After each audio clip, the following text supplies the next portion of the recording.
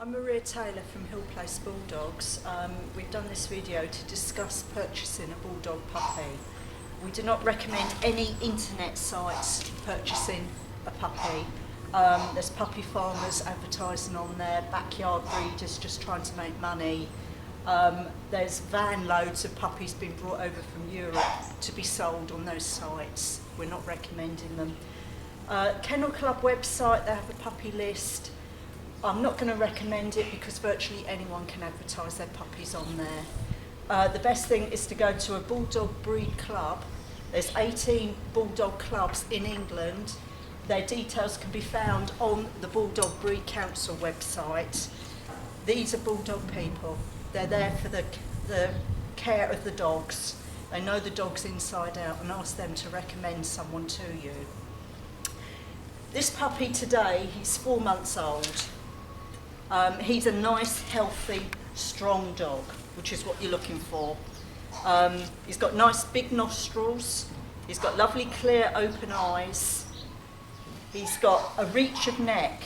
A lot of puppies, they hardly have any neck, and if they're like that, all that breathing area is concertinaed, so you want a nice reach of neck. You want nice strong bone, good feet. The feet should be shaped like a cat's feet. If they're long and flat and very open, they can be prone to cysts, which is a health issue. Puppies shouldn't be too long, shouldn't be too short. He should, the tail, it can be a bit of a bugbear in bulldogs. This is a bun tail, that's okay.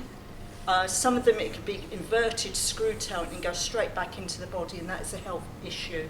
Ideally we want a straight tail. The back end should have angulation. If it's just straight, then that can strain the body. Also, I should have said, on the front, they shouldn't be like a cartoon character dog. If they're very bent, when they get older, they can get arthritis, and that's a health issue. Colours of bulldogs. Bulldogs are brindle. They are red and white, red, fawn, or smut, or white. Do not purchase a purple bulldog, a blue bulldog, apricot bulldog. They're not what we want in the breed, and they've got dubious parentage. They're not what we want. If you are offered a black bulldog, black and tan, or a blue-eyed puppy, don't pay thousands for it. People are being ripped off. These puppies, if we were to breed one, we would not register it, and we would sell it for very, very little money. There's talks of people being charged up to £6,000 for a blue-eyed white bulldog, and they've just been ripped off terribly. So those dogs shouldn't be in the breeding chain. This puppy was born naturally. It was from a litter of 7 puppies. The mother did not have a cesarean. A lot of bulldogs are given cesareans, quite unnecessary. It is correct to allow the dog to go into labour if she gets in trouble, and there's no other way than a cesarean, but there's an awful lot that can give birth, but people don't let them. Health of the bulldog, they should be able to run, they should be able to breathe really quite well. They should be exercised every day. You don't want a dog with too much wrinkle, that can be a health issue. You just want a fine wrinkling. This is a beautiful little bitch. This is the perfect tail. That's the tail we want. We can lift it, it points down naturally. That's a healthy tail. And again, lovely angulation on the back end. She's a year old, she's a little bit little, but beautiful little girl.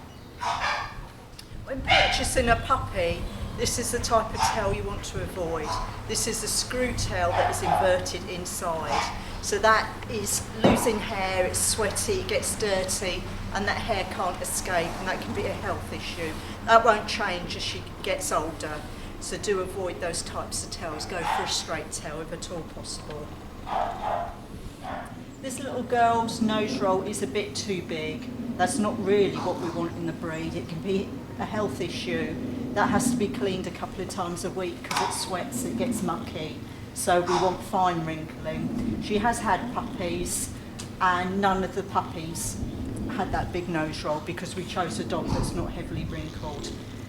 So that's what we're working towards, just fine wrinkling. By going to a reputable breeder, they will give you lifelong advice on your puppy. They're there at the beginning, they're there at the end. Any problems whatsoever, go back to your breeder or stick to bulldog people.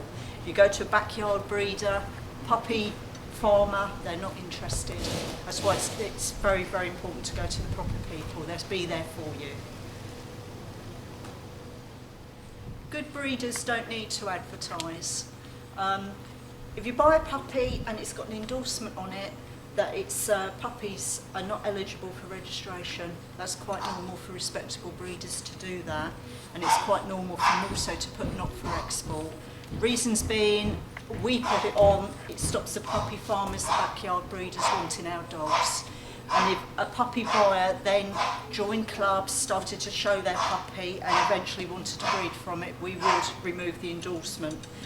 Same with export, there's been situations where people have bought puppies saying they want them as a pet and then exported them to countries where normal respectable people wouldn't export a puppy to.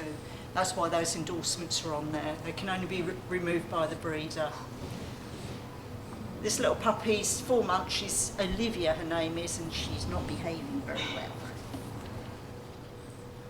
Your puppy should have its Kennel Club registration details. It should have a diet sheet with often a supply of food as well to keep it going for a few days. It should be inoculated with at least its first injection. It should be microchipped. Ideally, the parent should have been health tested, and you can ask to see their health test certificate. And ideally, the parent should have been HUU tested as well.